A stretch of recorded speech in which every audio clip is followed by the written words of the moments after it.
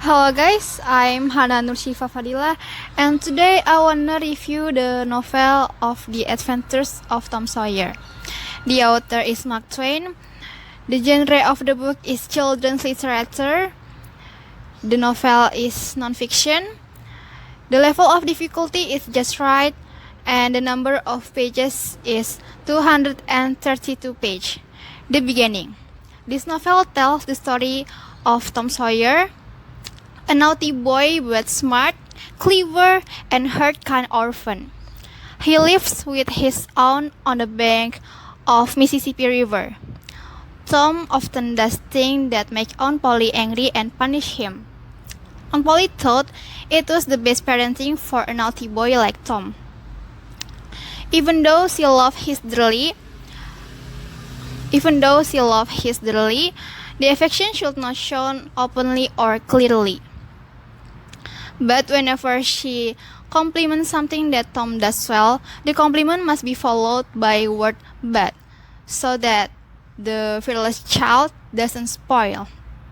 But sometimes Tom can manage to avoid Aunt Polly's anger by shifting her focus. The middle.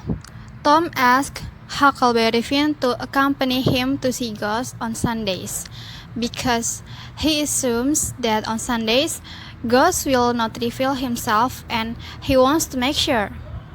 On the next day, Huckleberry Finn came under Tom's window and imitated the cat sound as Tom asked, in order Aunt Polly not to know. When they arrived at the cemetery, they were surprised because they thought they saw a ghost. The two boys were very scared, but Tom tried to be brave. Tom thought that the ghosts would not bother him because they didn't bother him. But it turns out that Huckleberry Finn realized that they are not ghosts but humans. They are Muffather, the drunken man, Injun Joe, the bad guy of Indian descent, and Dr. Robinson, a young doctor in St. Petersburg. After Potter and Injun Joe's work was finished, they asked Dr. Robinson for a fee even though previously Dr. Robinson had already paid it. Finally, they got into a fight, and Injun Joe killed Dr. Robinson because of a grudge from the past. The two boys ran as fast as they could to the village without making a sound in fear. The end. Tom and Huckleberry Finn suddenly become rich because they find treasure in a cave. The treasure trove contained money and gold, which total nearly $12,000. Wherever Tom and Huckleberry Finn go, they are always the center of attention. All their actions are considered important and great. All the bad deeds they did in the past have been forgotten, even though their words are cherished and quoted everywhere. Everything they do is considered extraordinary. In addition, their past lives are discussed so that they become historical stories that dazzle people's eyes. The newspaper in their town has published brief biographies of the two boys. Part I like best. When Aunt Polly asked Tom to take all the medicine she was given in order to test whether the drug worked or not against Tom's disease.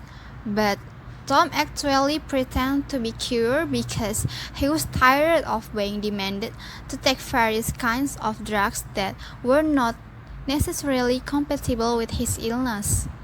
Gradually, Aunt Polly got tired of taking the medicine to Tom, so she finally put it in Tom's room so that Tom could take his own medicine. But apparently, the drug was not drunk, but Tom threw it into the floor hole. One day, when Tom was throwing it down a hole in the floor, Aunt Polly's cat came and kissed the medicinal spoon as if he wanted to drink it. And finally, Tom drank it. After the cat drank it, he jumped, meowed loudly, and broke things in the room. Aunt Polly came and immediately asked what happened. Tom was caught. Then Aunt Polly scolded him. "What do you want until you turtle to that animal?" said Aunt Polly. "I feel sorry for him because he doesn't have an aunt," said Tom. "What do you mean?" said Aunt Polly. "If he has an aunt, it is certain that her aunt will be good at burning his stomach with various drugs, just like what happened to me." Aunt Polly felt guilty. If indeed his actions were really cruel to a cat, of course it would be cruel to a boy. She often regretted what she had done until her tears flowed. Part I like best. I don't like the part where Tom smokes, even though the story doesn't say exactly how old Tom Sawyer is. If I think it's probably around 13 until 15 years old. And imagining a child of that age smoking is very annoying. Apart from that, I also don't like the part where Sydney or Sid accidentally breaks the sugar container. But it is Tom who gets scolded and beaten by Aunt Polly. Tom tried to defend himself, and at the moment, Aunt Polly realized that it wasn't Tom who did it.